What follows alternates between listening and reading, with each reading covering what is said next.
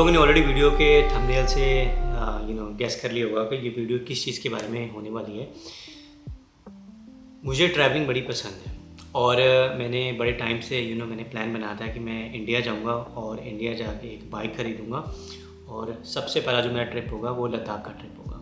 पर उससे पहले 2-3 मैंने छोटे मोटे ट्रिप भी किए just to get used to the bike itself. ये मैंने बाइक परचेज़ किया था 2024 में और आई थिंक उस टाइम मुझे इसकी ऑन रोड जो प्राइस पड़ा था वो अराउंड 2.6 या 2.7 के आसपास ऐसा कुछ होगा। इंश्योरेंस भी आई थिंक उसके अंदर इंक्लूडेड थी और जो कंपनी उस टाइम उनका कुछ प्रमोशन वगैरह चल रहा था, मुझे कुछ चीज़ें फ्री में मिली थी और आई थिंक आपको एक्सटेंडेड वारंटी का कुछ और ऑप्शन देती है कंपनी, तो मुझे वो 2-3 चीज़ें उसके साथ में मिली थी। तो वाई ये इज़ दी स्क्रैम्बलर। अब इंडिया में आई थिंक आपने देखा होगा कि there is a very big following for Royal Enfield. यहाँ ज़्यादातर लोग हिमालयन पसंद करते हैं। तो जब आप लद्दाख की राइड वगैरह करोगे ना, आपको रास्ते में काफ़ी आई थिंक हद से ज़्यादा आपको रॉयल एनफील्ड्स मिलेंगे। तो मेरा ये था कि यार मुझे कुछ अलग ख़रीदना है, let's experience something different, let's not just follow what the rest of the people are doing। और बाकी मेरा रॉयल एनफील्ड के साथ कोई पर्सनल एक्सपीरियंस नहीं है। मैंने उनकी बाइक कभी लॉन्ग ट्रिप पे लेके नहीं गया, तो आई हैव नो आइडिया कि उसकी राइड क्वालिटी कैसी है कैसी नहीं है। तो ये वीडियो जो है it is purely focused on ये इज़ दी स्क्रैम्बलर और उसकी परफॉर्मेंस और मेरा एक्सपीरियंस कैसा रहा from the day of purchasing the bike and for owning it for 2 years। और मेरी लद्दाख की जो मैंने राइड वगैरह की और बाकी भी मैंने 2-3 छोटी राइड्स की, उसके साथ मेरा बाइक को लेके कैसा एक्सपीरियंस रहा। पहले मैं बाइक की पॉजिटिव जो चीज़ें उसके बारे में थोड़ा सा आपको बता देता हूँ, जो मुझे उसकी सबसे अच्छी चीज़ क्या लगी। और आई थिंक मैंने अपने काफ़ी रिलेटिव्स वगैरह को भी बाइक दिया था चलाने के लिए, तो सब ने यही अप्रिशिएट किया बाइक के बारे में कि performance is very nice. It is much quicker than you have your Royal Enfield का कोई हंटर आता है 350 इन comparison to that। I don't know on paper उनके क्या numbers हैं, I'm not an bike expert, but in real world testing जो मेरे uncle थे he was on a 350 hunter जब हम लद्दाख में मैंने ये ट्रिप किया था। तो this was not a solo trip to Ladakh by the way। तो I did have a few of my family friends who were tagging along with me at that time। तो उनको भी मैंने बाइक चलाने की दी और ऑब्वियसली मैंने भी बाइक को काफ़ी टाइम चलाया था। तो जो मेरा सबसे अच्छा एक्सपीरियंस इस बाइक को लेके है वो है performance, specially for this segment. और आई डोंट थिंक आपको इंडिया में अभी जो करंटली रोड कंडीशंस हैं स्पेशली जब आप पहाड़ों में जा रहे हो या पतली गलियों में जा रहे हो, यहाँ पे space is a very limited है काफ़ी जगहों में। और कई ऐसे पैचेस आते हैं जहाँ पे लद्दाख में या अगर आप सिटी वगैरह में चलाओगे तो जैसे mix of on road end of road. तो मेरे अकॉर्डिंग, मेरे एक्सपीरियंस के हिसाब से, अगर आप इंडिया में अपना पहला बाइक लेना चाहते हो जिसके अंदर आपको थोड़ी सी परफॉर्मेंस वगैरह मिल रही है, डेफिनेटली ये इज़ दी स्क्रैम्बलर को मैं रेकमेंड करता हूँ in terms of performance, having ridden other bikes in that same segment. Also I think अब इंडिया में और भी ऑप्शंस आ गए हैं 2026 में। This an option for a Triumph जो आई थिंक 400X और 400C की कैटेगरी में आता है। You can go for that as well. Second अच्छी चीज़ जो मुझे बाइक के बारे में लगी, obviously the way it looks. तो काफ़ी लोग I was getting a lot of looks from people wherever I went on that bike. तो लोगों को कहीं ना कहीं या मुझे भी थोड़ी सी फीलिंग आती कि this is the bike that resembles a Ducati Scrambler. Obviously वो it's a premium segment bike and it's very expensive, but this is 10 times less than what that Ducati Scrambler is going to cost you। but if you have money that's a different topic। तो looks अच्छे थे, performance bike की बड़ी अच्छी थी। और तो तीसरी चीज़ आई थिंक इस सेगमेंट के बाइक में अच्छी लगी, इसका जो सीट है ना, जो इसकी राइडिंग हाइट है, इट इज़ वेरी नाइस और कंफर्टेबल है बाइक, क्योंकि आप एक एग्रेसिव पोजीशन में इसको नहीं चला रहे। तो अगर आपको लॉन्ग ट्रिप्स करने हैं ना, लद्दाख हो गया या you going driving from Punjab to south southern part of India, Kerala वगैरह का आप लॉन्ग ट्रिप्स कर रहे हो, तो ऑब्वियसली 100% कोई भी बाइक परफेक्ट नहीं है। आप 8-9 घंटे से ज़्यादातर कोई भी बाइक चलाएंगे, जैसे मैटर उसकी सीट कितनी कंफर्टेबल है, तो आप फिज़िकली टायर्ड हो जाओगे। तो but if you just comparing it against something like KTM 390, उसकी सीट काफ़ी हार्ड है। Personal experience I don't like it. तो मुझे इसकी सीट जो कंफर्ट है ना, वो काफ़ी अच्छा लगा। तो ये 3 अच्छी चीज़ें मुझे बाइक के बारे में लगी। अब मैं कुछ नेगेटिव चीज़ें आपको बता देता हूँ कि बाइक के बारे में जो चीज़ें मुझे अच्छी नहीं लगी। सबसे पहले ऑब्वियसली है बिल्ड क्वालिटी। मुझे येज़दी की इतनी ज़्यादा हिस्ट्री नहीं पता है। आई थिंक ये बाइक जो हैं ये चेक रिपब्लिक में इनकी कंपनी जो है वो फाउंडेड है, and I think it's made in India या made in different parts of the world. You can go jump on Google and have a look. But जो इसकी बिल्ड क्वालिटी है ना वो इतनी अच्छी नहीं है। Rusting is a very big concern, और randomly things start falling off. तो मेरे साथ एक ऐसा इंसिडेंट हुआ था कि जो इसका बैक टायर हगर आई थिंक उसको बोलते हैं, या जो मडगार्ड होता है, तो I didn't do any modifications for the first 2 months of me owning that bike. तो 2 महीनों के अंदर अंदर उसका जो बैक का जो टायर हगर था it literally fell apart, and it disconnected in such a way कि जब वो चीज़ वहाँ से टूटी ना, 2 जो उसके नट होते हैं दोनों साइडों पर, जिस तरीके से वो टूटे थे, it nearly cost me to get into a really bad accident. अब मैंने वापस कंपनी के पास गया जिन्होंने ये बाइक मुझे भेजा था। तो मैंने ये जो बाइक लिया था मैंने ये हल्द्वानी से लिया था। तो मैं उनके शोरूम में जाके मैंने उनको बताया, यार ये चीज़ें प्रॉब्लम आपकी बाइक में आ रही है, यू मार्केटिंग दिस बाइक ऐसा एडवेंचर बाइक। तो आई थिंक उस टाइम हल्द्वानी में या उत्तराखंड में इतने ज़्यादा ये बाइक्स बिके नहीं थे, because people were inclined towards buying Royal Enfield। तो एक तो वो चीज़ टूट के गिर गई नीचे, और फिर छोटे छोटे नट बोल्ट्स हैं जो इसकी हेडलाइट है उसके अंदर मुझे कंटिन्यूसली कोई रैटलिंग आवाज़ आ रही थी। मैं फ़ोटो आपको दिखा दूंगा कि जब मैंने उस चीज़ को मैंने खोला और उसके अंदर से क्या निकला। And this is a brand new bike, कोई एक्सीडेंट नहीं हुआ है, मैंने कोई मॉडिफिकेशन नहीं किया है, this is just brand new. I am just trying to figure out कि इसके अंदर ये रैटलिंग आवाज़ कहाँ से आ रही है। तो आप ये फ़ोटो में देख सकते हो कि आई थिंक ये हेडलाइट का कोई पीस इसके अंदर टूटा हुआ था। अब हालांकि इसकी बाइक की मैंने इंडिया में आई थिंक कोई प्री डिलीवरी इंस्पेक्शन होता है, मैंने वो सारी चीज़ें करवाई थी।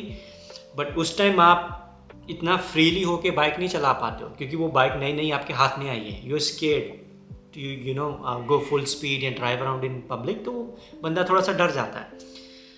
तो reliability is a very big concern, और ये रिलायबिलिटी के इश्यूज़ मुझे एक जगह लद्दाख में जाके आए थे, जब यहाँ आई थिंक इसका engine comparing to other bikes, we were driving from Manali and we are about to enter the Atal tunnel. उससे पहले ये बाइक मैंने रोड की साइड पे लगाई, वी अंदर गए कुछ लंच वगैरह लेने के लिए, बाहर मैं वापस आया, जैसे मैंने बाइक को दोबारा ऑन करने की कोशिश की, नथिंग।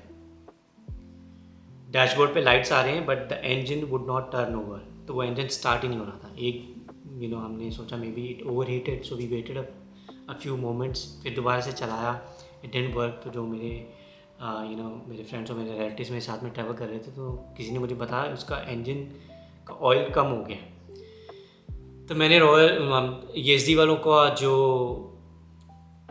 कस्टमर सेंटर है, मैंने उनको फ़ोन करके पूछा कि भाई ये प्रॉब्लम आ गई। तो उन्होंने बोला कि उसको थोड़ा सा टॉपअप कर दो, वो सही हो जाएगा। तो मैंने उसको ऑयल को टॉपअप कर दिया। अब मुझे नहीं पता कि इसका ऑयल से क्या रिलेशन है, ब्रांड न्यू बाइक है। जाने से पहले मैंने इसकी पूरी सर्विस करवाई है, ठीक है, जो भी सर्विस बाइक को चाहिए फॉर द फर्स्ट 1000 किलोमीटर्स या what ever the company demand, सारी सर्विस करवाई, सब कुछ ओके करवा के मैं बाइक को लद्दाख लेके गया। तो randomly turned off after a few tries, दोबारा से स्टार्ट हो गई bike. And then we went, और फिर मुझे लग रहा था यार जैसे जैसे टेम्परेचर और एल्टीट्यूड कम होगा ना, तो शायद मुझे ये बाइक दिक्कत देना शुरू वो कर देगा। बट एनीवेज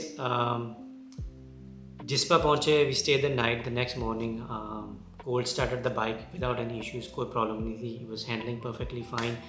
और क्योंकि मैं एडवेंचर कर रहा था बाइक के ऊपर, तो जब आप किसी बाइक को एक एडवेंचर ट्रिप पे लेके जाते हो ना, आपको काफ़ी चीज़ें सोचनी पड़ती हैं।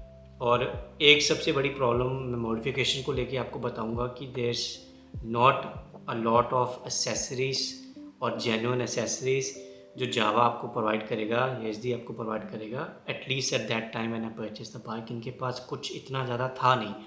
और जो चीज़ें ये आप एडवर्टाइजमेंट कर रहे थे साइट पे या शोरूम के अंदर, वो अवेलेबल नहीं थी।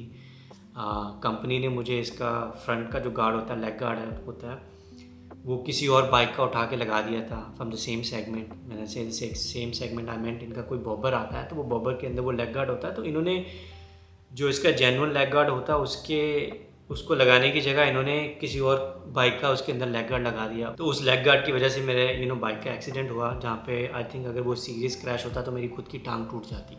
तो the whole reason you have a leg guard is because it protects your legs.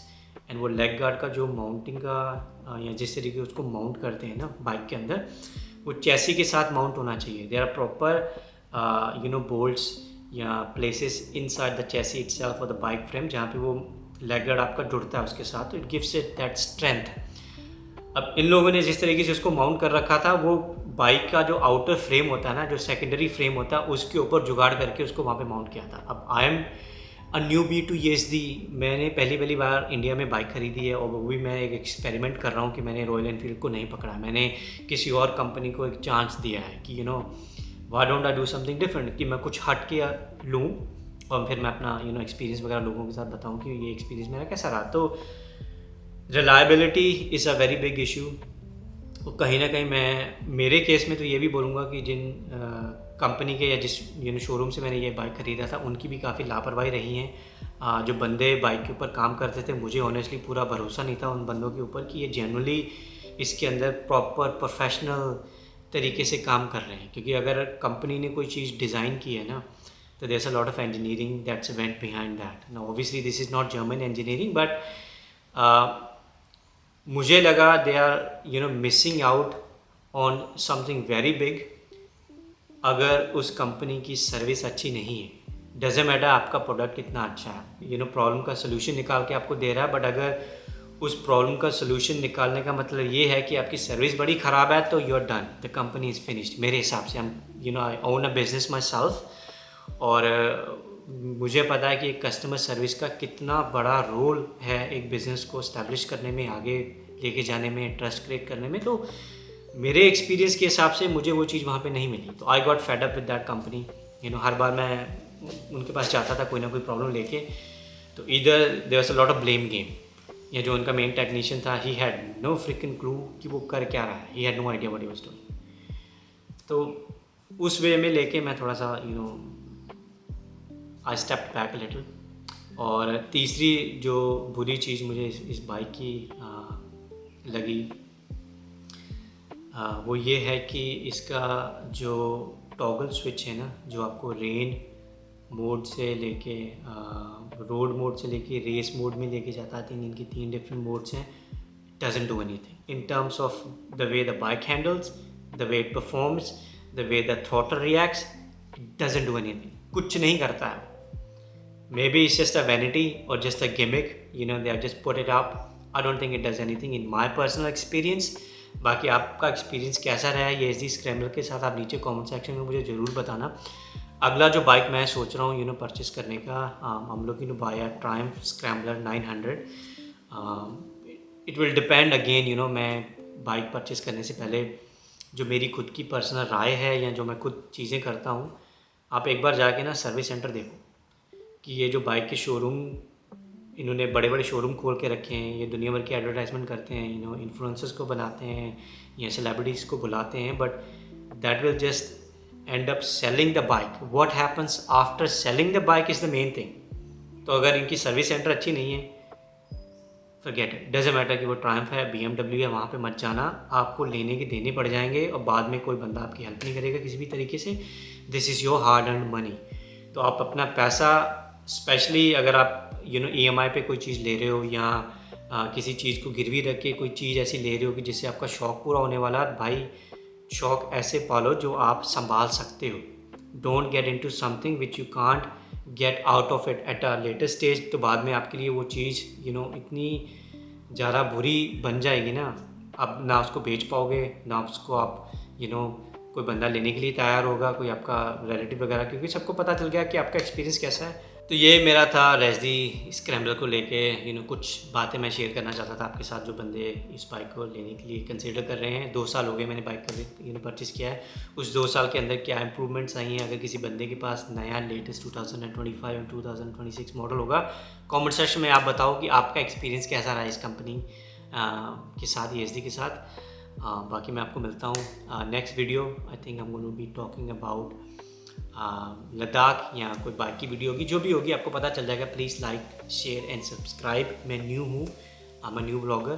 तो अगर आपको मेरी कोई भी बात से बुरा लग रहा है, आई डू अपोलोजाइज़। मेरी वीडियो या ऑडियो क्वालिटी से आपको कोई दिक्कत आ रही है, I am working on making some improvements, but let me know, अगर आपको कुछ और अलग देखना है। तो I see you on the next one.